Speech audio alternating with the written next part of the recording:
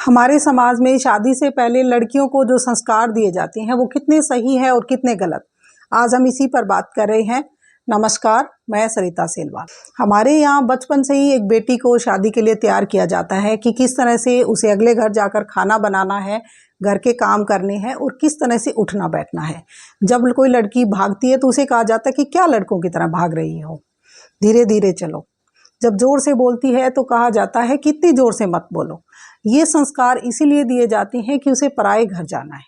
जब वो पराए घर जाए तो उसे संस्कारी ना होने का ताना ना सुनना पड़े, उसके माँ बाप के संस्कारों पर उंगली ना उठे कि उसे कुछ नहीं सिखाया। इसीलिए माँ बाप उसे सिखाते हैं वो सब बातें ताकि वो अपनी लाइफ में खुश रह सके, अपने हस्बैंड को खुश कर सके। क्योंकि पेरेंट्स को लगता है कि उसकी बेटियों की जी खुशियों की जो चाबी है वो उनके दामाद के हाथ में है, वही उसे खुश रख सकता है। क्योंकि हम नहीं सोचते कि अपनी बेटियों की खुशियाँ उनके अपने हाथ में भी हो सकती।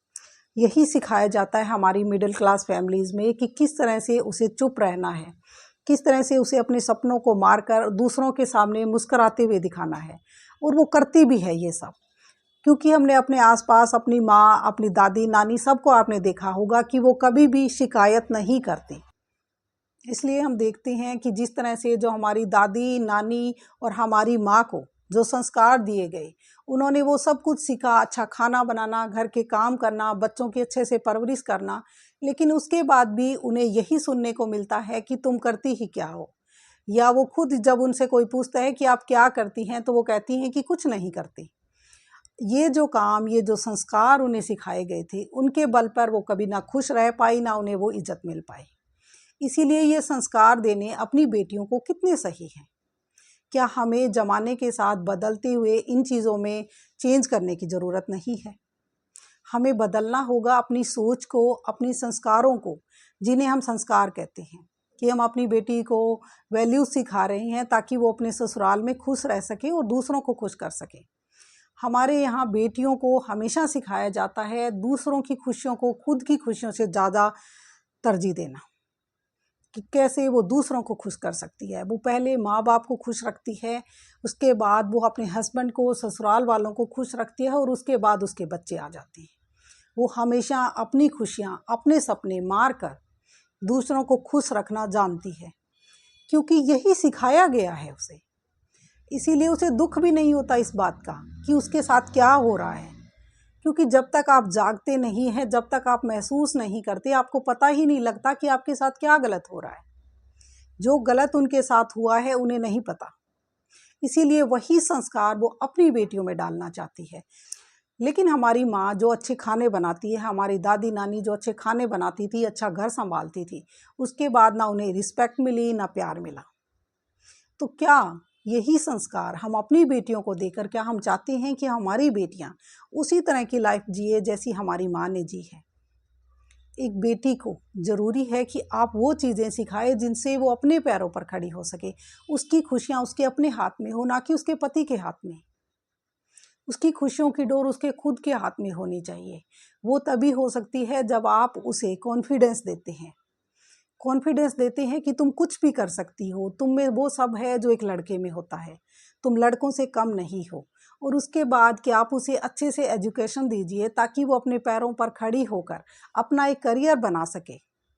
जब उसके हाथ में पैसा होगा तो उसमें अपने आप कॉन्फिडेंस आ जाएगा और इसके साथ उसमें नॉलेज आता है कि कैसे लाइफ को जीना है, कैसे वो ये बात महसूस करती है कि वो भी बिल्कुल लड़कों के बराबर है, अपने हस्बैंड के बराबर है, उसके अधिकार भी बराबर हैं। आज से पहले औरतें ये बात मानती आई हैं, क्योंकि हमारे यहाँ तो गाने ही इस तरह के बनते थे कि भला है, बुरा है, जैसा भी है, मेरा पति मेरा देवता है। तो जब फिल्मों में इस तरह के गाने बन सकते हैं, क्योंकि समाज की यही सोच थी। अब समाज की सोच बदली है, लेकिन हमारी मिडिल क्लास फैमिलीज़ में पूरी तरह से ये सोच नहीं बदल रही है। हम आज भी अपनी बेटियों को वही संस्कार देना चाहते हैं, उसे चुप रहना सिखाते हैं। सही होने के बाद भी उसे सिखाते हैं कि किस तरह से झुकना है, जवाब नहीं देना है, ताकि घर में झगड़ा ना बढ़े। और बेटी को हर हाल में एडजस्ट करना सिखाते हैं कि तुम्हारी यहाँ से डोली उठी है, अर्थी वहीं से उठनी चाहिए। और ये जो बातें होती है, ये आपकी बेटी के दिमाग को बंद कर देती है। उसे लगता है कि अगर उसने इस तरह का डिसीज़न लिया तो वो अपने माँ बाप के संस्कारों के ऊपर दूसरों को उंगली उठाने का मौका दे रही है। और वो अंदर ही अंदर घुट कर हर हाल में एडजस्ट कर लेगी और आप कहेंगे कि हमारी बेटी ने बहुत अच्छे से घर बसा लिया है।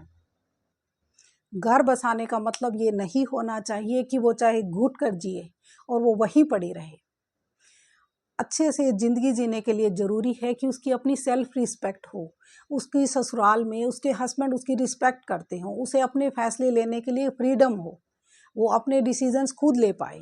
उसे पता होना चाहिए कि उसके लिए क्या सही है और क्या गलत, और उनकी जिम्मेदारी वो खुद ले सके कि हाँ ये मैंने किया है, चाहे वो गलत हो या सही हो। अगर वो इंडिपेंडेंट होगी और फाइनेंशियली इंडिपेंडेंट अगर वो होगी तो वो हर लाइफ में डिसीज़न वो ले पाएगी जो वो लेना चाहती है। इन संस्कारों को जो हमारे आज तक की हमारी दादी नानी हमारी माँ सबको मिले हैं, उनके दम पर उन्होंने कुछ नहीं पाया है। इसलिए ज़रूरी है कि हम ये संस्कार दें जिससे वो अपने पैरों पर खड़ी हो, उसके पास नॉलेज हो और वो हर चीज़ में अपने भाई के बराबर हो, अपने हस्बैंड के बराबर हो। और जब तक हम ये संस्कार उन्हें नहीं देंगे तो पुराने संस्कार जिन्हें हम संस्कार कहते आए हैं, उनसे हम सिर्फ उन्हें दबना और सपनों को मारना सिखा रहे हैं।